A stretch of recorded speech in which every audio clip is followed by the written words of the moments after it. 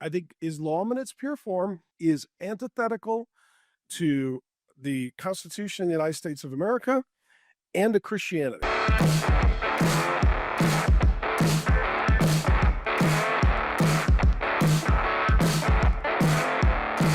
Of Islamic extremism. Guys had another clip for you out of Dearborn, because some people would say this is just happening in New York. This is just happening on coastal cities. It's not. It's happening all across the country.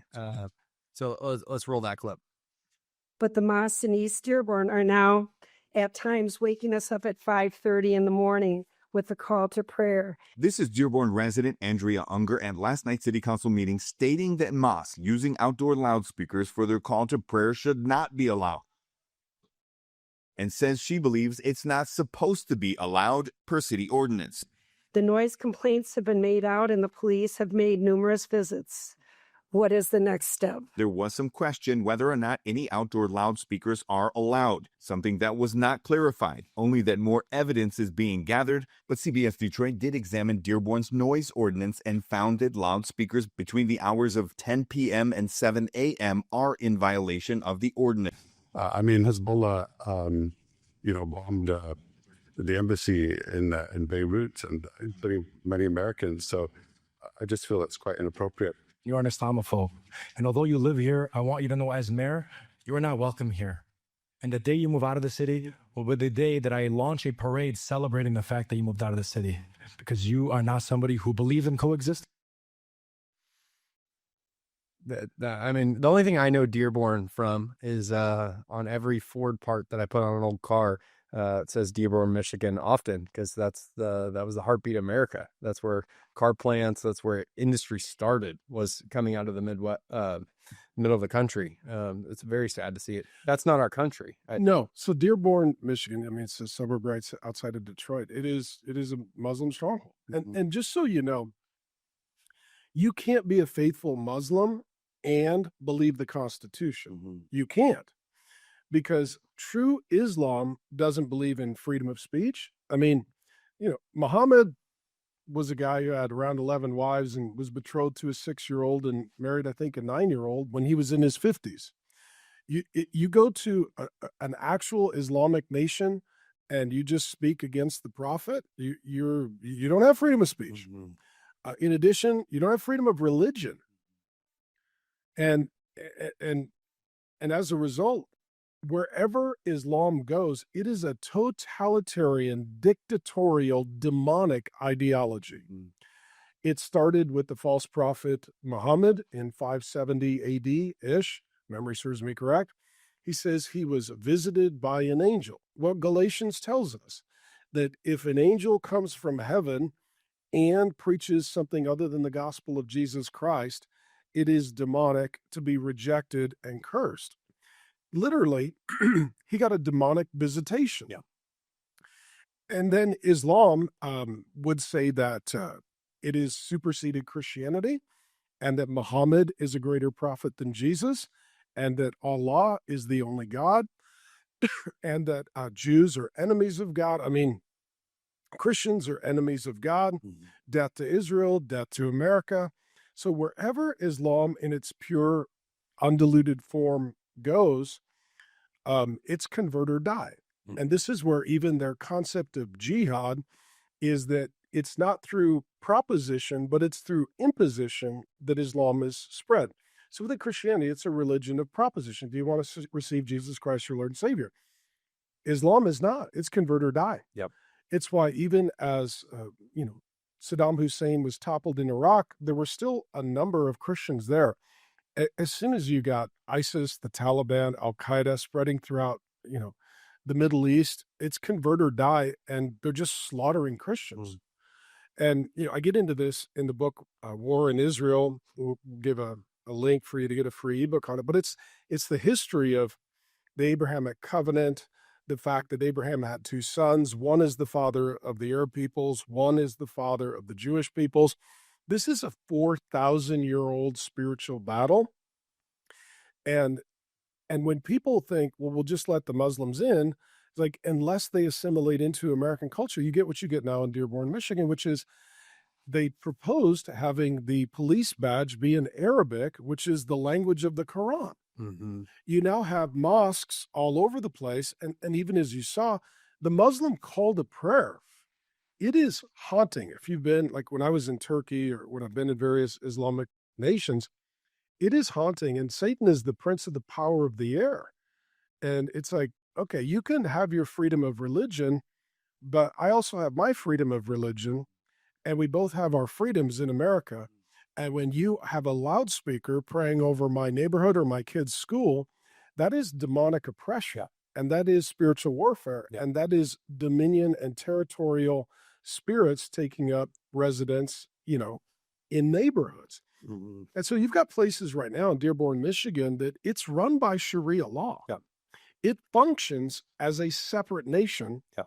And police won't even go into those neighborhoods, and they won't enact the law because it's too dangerous. Yeah.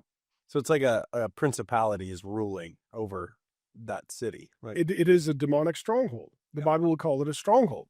So Dearborn, Michigan right now is a demonic stronghold. And there are dark, damnable, despicable demonic forces that are promoting not just a physical, but a spiritual invasion and a hostile takeover. And the goal of any stronghold in battle is, so the Bible uses the language of a stronghold. So a stronghold is this. In a military campaign, you can't just show up and win a war. You got to start somewhere. Mm-hmm. So the question is, where is the place that you could set up camp and defend it? And from there, then you could expand your offense, Mm-hmm. and you could take more ground, and you could move out from there. So this is a demonic stronghold, and it's in Dearborn, Michigan. They decided a place where the economy was decimated, where housing was exceedingly cheap, and where most people weren't going to fight for the future of the neighborhoods because the homes had been abandoned and people have been impoverished for a long time. That's what's so interesting to me, because you can buy a house there $15,000 to $25,000. So I'm saying this doesn't work in Irvine. No. This doesn't work, Mm-hmm. This doesn't work in a place like New York unless you elect someone who is going to weaponize the government to fund your invasion. 100%. So for the average Christian right now, there is a lot of very loaded terms being tossed around, like Islamophobia and anti-Muslim hostility and things like that, especially with younger generations. How should the average Christian talk about this, address this, like try to be a light in the darkness and be bold in their faith? Well, they're going to call you names. And so this is what's happening right now. We just call you racist, sexist, homophobic, Islamophobic, patriarchal until you surrender. Yep. And so don't surrender. Yeah. And at the end of the day, it's like Islamophobia. Am I afraid of what Islam will do to the nation? Yes. So you are one. Well, so All right. do you have I agree. fear? Yeah. I agree. It's like, what do you think about Islam? I think Islam in its pure form is antithetical to the Constitution of the United States of America and to Christianity. Yeah. So do you fear if it becomes the ruling force that as an American and a Christian, that is going to be a bad thing? Oh, yeah. For sure. No, I don't just fear that. I know that. Yeah. And as Christians, are we anti-Muslim? We are anti everyone and everything that is anti-Christ. And we love them, so we want them to repent and receive Jesus Christ as Lord and Savior. But until they are friends of God, they are not friends of ours. Totally. Yep. And so this is where, like, you're an Islamophobe. Like, yeah. At the end of the day, I fear that pure Islam in America is bad for Americans. Mm-hmm. And it certainly does not lead to any tolerance and diversity for Christianity. No. Like when I hear this, this is the hypocrisy on the left. This is where I get fired up.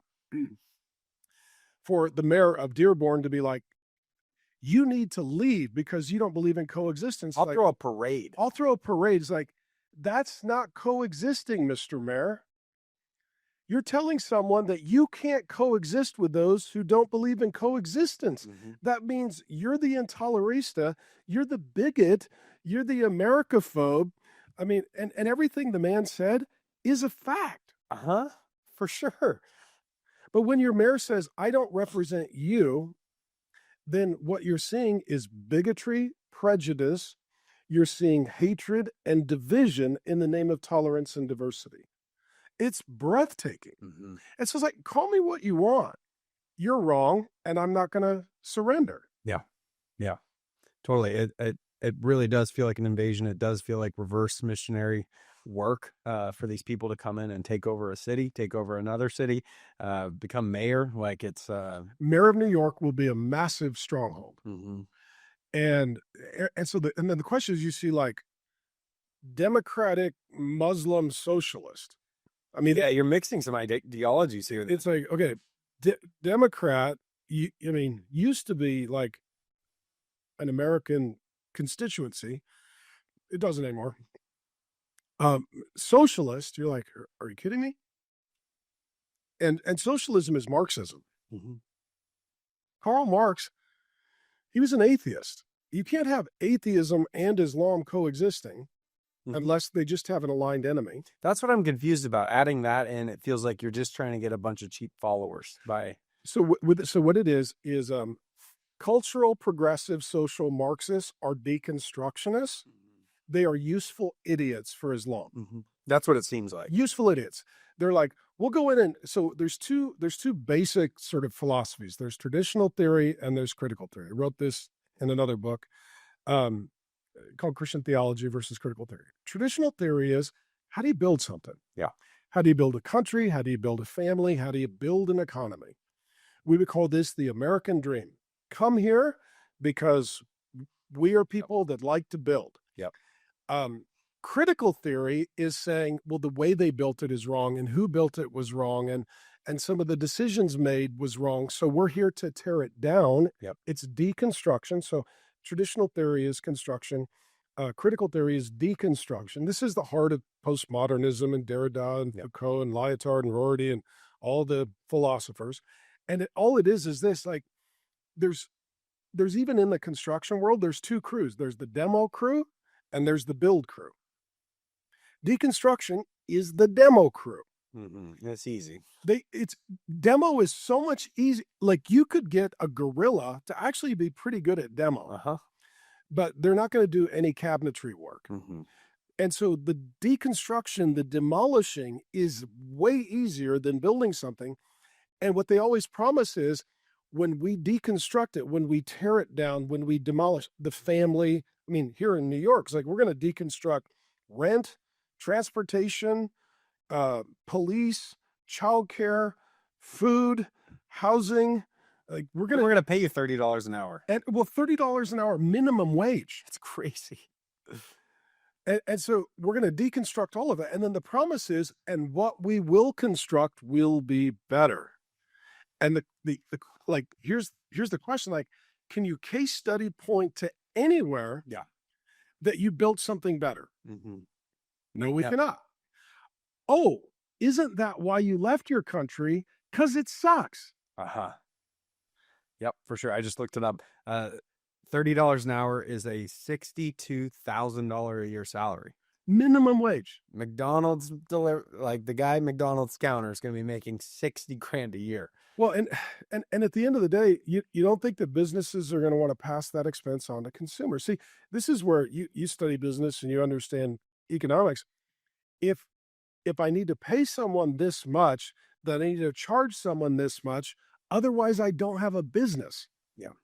Well, I think and corporations aren't going to do it. Like, McDonald's will just leave. Like, no, they'll just turn everything over to computers and AI. Yeah, they won't pay. There won't be a guy there taking your order, and there won't be a guy there making your fries. Yeah.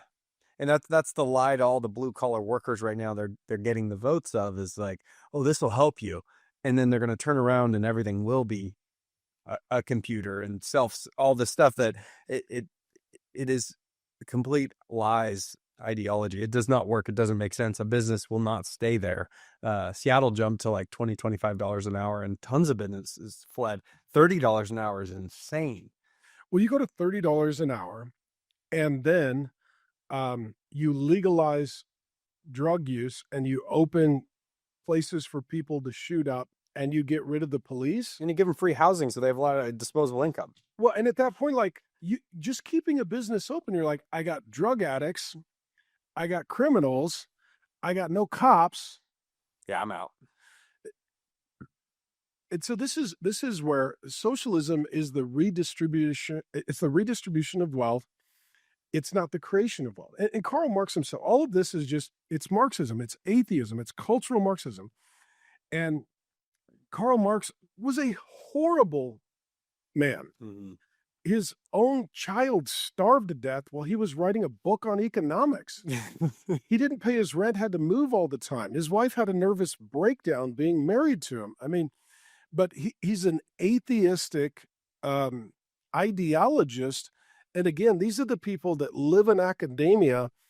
And this is where, too, we saw this, too. Like, I guess I'm in a mood today, but like, even with Trump tariffs and all that, you're like, well, the leading economists at, NYU, it's like, do they own a business? Uh-huh. Yeah, because there's difference between being an economics professor and a successful entrepreneur. Mm-hmm. And I would place my bet on the successful entrepreneur. Yeah, Trump's pulling levers and everybody's freaking out at the levers, and it's like, let's watch the long game. Oh wait, look, the stock market's all-time highs. The interest rates are coming down. All the things, he's very strategic. Economists, they're not strategic, and the headlines aren't strategic. They're like, they just want to hit today, and freak people out. He's got a plan, and he's got to actually make a plan for America, and people hate it. All this sounds good, but it leads to destruction. Well, what'll happen is because this is not all of America, it's a few strongholds, the people that are there will flee. So I had a text thread today. I don't want to overshare with a friend of mine, but I've got a pastor friend that I highly regard and really respect and love. And in my opinion, he's the best pastor, or one of the best pastors in New York.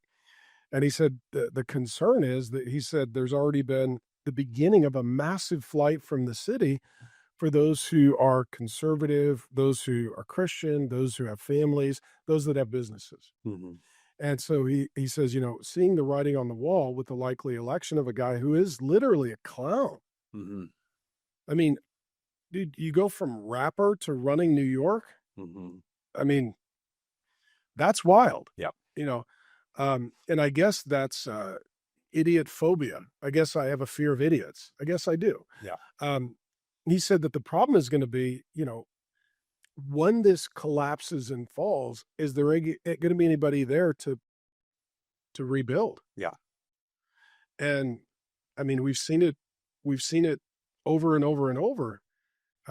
It is really easy, and it's breathtaking how quickly you can disassemble a city or an economy, and how hard it is to rebuild it and to save it. Mm-hmm. And so, the thing with New York, you're looking at Wall Street and the New York Stock Exchange, you're looking at an economic headquarters that has global implications. Yep. And right now it is literally deciding we're not going to be American. Yep. I mean, that literally is what is being, we're not going to be American. American values, American traditions, American economic principles, American rule of law, American Constitution. We're not doing that. Yeah. And if this is the goal of the progressive end of the Democratic Party, the goal is from the strongholds of New York and Dearborn to get to the White House. Yep. I mean, they're looking for the critical path forward. Mm-hmm. And as soon as that happens, everything that has been good about America will cease to exist in an instance. Thanks for watching this video. It's a great honor to help you learn the Bible. Go ahead and subscribe to the channel, and I promise you there'll be more to come.